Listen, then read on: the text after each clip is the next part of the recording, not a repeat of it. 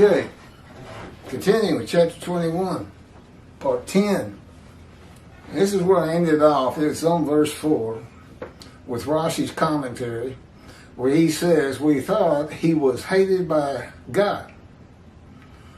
Okay, so that's the Jewish people, thought that he, that's the righteous servant, which they say is all of the Jewish people gathered as one man. So the Jewish people thought the Jewish people were hated by God. Show it to me. Show it to me in the Hebrew Bible. I don't think. Now, there may have been plenty of Jews during the Holocaust who thought that. But it still wouldn't be all of them. Because I'm sure there was a feeling of, why doesn't he stop this?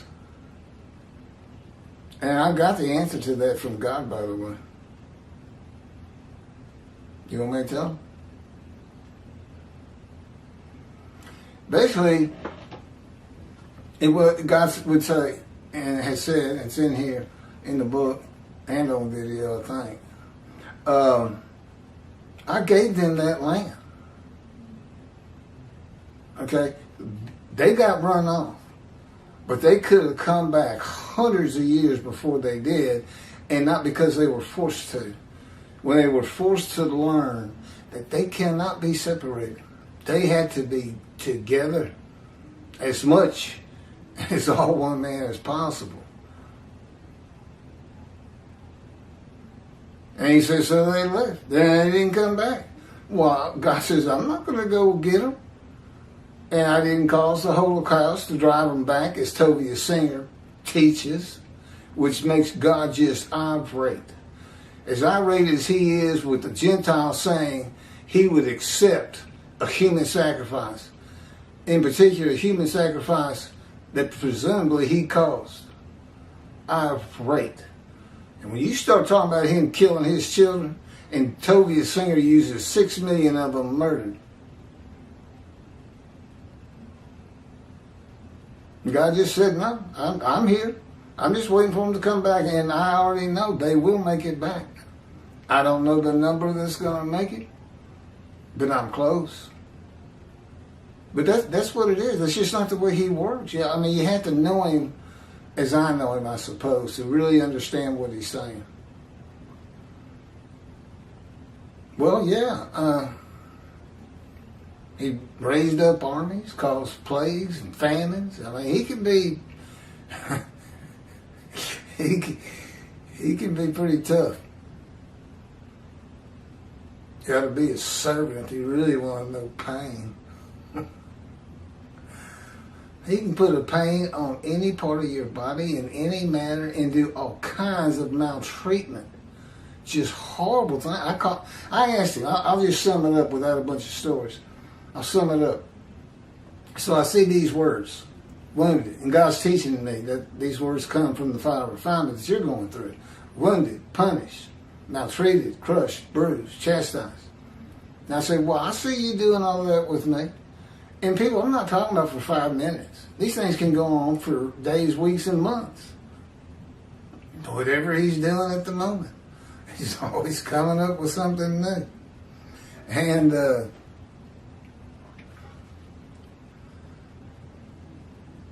what? Oh, I finished telling that story? I don't know. He controls my mind.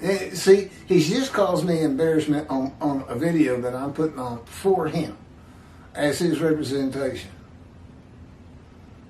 And he embarrasses me by blanking my mind. I absolutely do not know what I was saying. And that's not me. You know, I wasn't like that before he spoke to me. Okay, enough for Rashi and that we see us stuff. Here's my commentary on verse 4, using the JPS, 1985. Yet it was our sickness that he was bearing, the suffering that he endured. Our suffering that he endured. We accounted him plagued, smitten, and afflicted by God. It was our sickness that he was bearing. Commentary. Our suffering that he endured. Okay, commentary. The sickness is not being righteous. The witnesses suffered the sickness of not being righteous and not being in right standing with God. God's righteous servant suffers by the chastisement, punishment, bruising, crushing, and maltreatment laid on him by the words and power of God, who afflicts him with disease, to make him suitable for his purpose that might prosper. And that purpose we find in Malachi 3 is to return to his temple. He wants to live amongst the Jewish people again. A purpose that includes his righteous servant making the many righteous. So see, I go through all this, but it's just to get me to where I need to be. You know, I wasn't born to this, but I'm ready to tackle it now with what I've been through with God.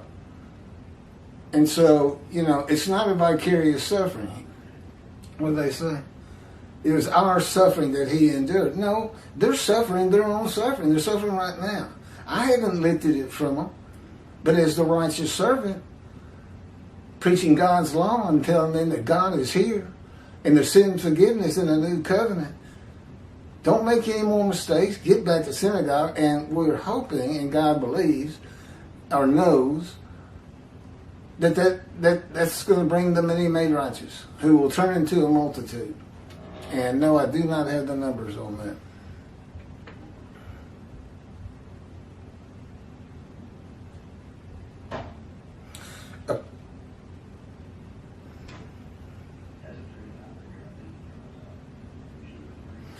A purpose that includes his righteous servant making the many righteous by his knowledge with long life and the building of the third temple. Okay, I'm going to cut it off there. Wait a minute.